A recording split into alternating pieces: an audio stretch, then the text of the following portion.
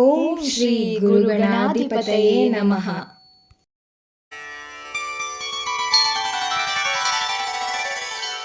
ದೃಷ್ಟಕೇತುಶ್ಚೇಕಿತಾನಃ ಕಾಶಿರಾಜಶ್ಚ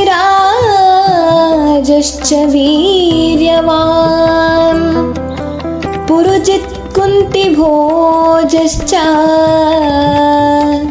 ಶೈಭ್ಯಶ್ಚ ನರಪುಂಗವಃ. ಈ ಶ್ಲೋಕದಲ್ಲಿ ದುರ್ಯೋಧನನು ಪಾಂಡವರ ಸೈನ್ಯದಲ್ಲಿದ್ದ ಇನ್ನಿತರರನ್ನು ಹೆಸರಿಸುತ್ತಾನೆ. ಅದರಲ್ಲಿ ದೃಷ್ಟಕೇತು ಚೇದಿಯಾದ ರಾಜನಾಗಿದ್ದ ಇವನು ರಾಜ ಶಿಶುಪಾಲನ ಹಿರಿಯ ಮಗ. ಪಾಂಡವರ ಸೈನ್ಯದಲ್ಲಿ ಸೇನಾ ಮುಖ್ಯಸ್ಥನಾಗಿ ಕಾರ್ಯನಿರ್ವಹಿಸುತ್ತಿದ್ದನು. ಹಾಗೆಯೇ ಚೇಕಿತಾನ ಕೇಕೆಯ ರಾಜ್ಯದಿಂದ ಬಂದವನು. ಕುಂತಿಯ ತಂಗಿಯ ಮೊಮ್ಮಗನಾಗಿದ್ದರಿಂದ ಚೇಕಿತಾನ ಪಾಂಡವರ ಪಕ್ಷವನ್ನು ವಹಿಸಿದನು. ಅದರಂತೆ ಕಾಶಿರಾಜ ಕಾಶಿಯ ರಾಜನಾಗಿದ್ದ ಇವನು ಪಾಂಡವರ ಸ್ನೇಹಿತನಾಗಿದ್ದನು.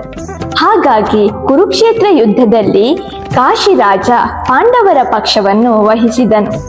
ಅದರಂತೆ ಪುರುಜಿತ್ ಈತ ಕುಂತಿಭೋಜನ ಮಗನಾಗಿದ್ದನು.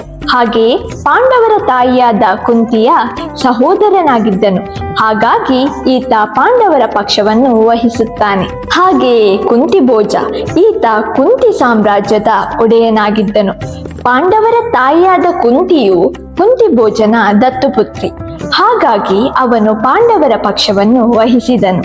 ಹಾಗೆಯೇ ಶೈಬ್ಯನು ಶಿಬಿ ಎಂಬ ರಾಜ್ಯವನ್ನು ಆಳುತ್ತಿದ್ದನು.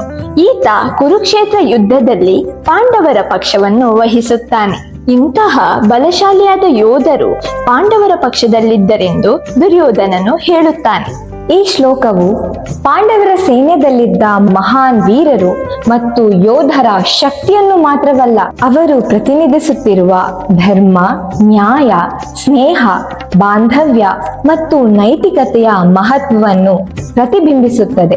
ದುರ್ಯೋಧನನು ಈ ನಾಯಕರನ್ನು ಹೆಸರಿಸುವಾಗ ಅವರಲ್ಲಿದ್ದ ಶೌರ್ಯ, ತತ್ವಗಳು ಮತ್ತು ಧರ್ಮದ ಪರವಾಗಿ ನಿಲ್ಲುವ ಬಲವನ್ನು ಮನಗಾಣಿಸುತ್ತಾನೆ. ಪಾಂಡವರ ಸೈನ್ಯವು ಕೇವಲ ಯೋಧರ ಶಸ್ತ್ರಗಳ ಸಂಕಲ್ಪವಲ್ಲ, ಇದು ಧರ್ಮ ಮತ್ತು ನ್ಯಾಯವನ್ನು ಸ್ಥಾಪಿಸಲು ಕೌಟುಂಬಿಕ ಬಾಂಧವ್ಯ, ಸ್ನೇಹ ಮತ್ತು ನೈತಿಕತೆಯ ಪ್ರತಿರೂಪವಾಗಿದೆ.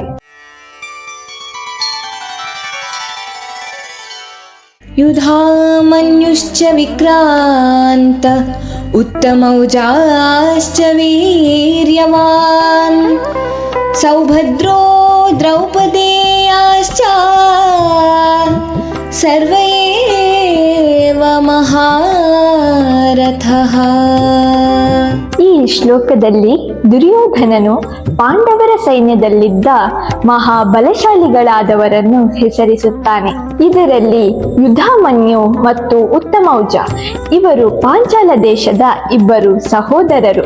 ಮಹಾಭಾರತದ ಕೆಲವೊಂದು ಆವೃತ್ತಿಗಳಲ್ಲಿ ಅವರನ್ನು ಪಾಂಚಾಲ ದೇಶದ ರಾಜ ದೃಪದನ ಮಕ್ಕಳೆಂದು ಸಹ ಹೇಳಲಾಗಿದೆ. ಇವರು ಕುರುಕ್ಷೇತ್ರ ಯುದ್ಧದಲ್ಲಿ ಅರ್ಜುನನ ಅಂಗರಕ್ಷಕರಾಗಿ ಕಾರ್ಯನಿರ್ವಹಿಸಿದರು. ಹಾಗೆಯೇ ಸುಭದ್ರೆಯ ಮಗನಾದಂತಹ ಅಭಿಮನ್ಯು, ಅದರಂತೆ ದ್ರೌಪದಿಯ ಮಕ್ಕಳಾದಂತಹ ಪ್ರತಿವಿಂಧ್ಯ, ಸುತಸೋಮ, ಶ್ರುತಕರ್ಮ, ಶತಾನಿಕ ಮತ್ತು ಶ್ರುತಸೇನನನ್ನು ಇಲ್ಲಿ ಹೆಸರಿಸಲಾಗಿದೆ.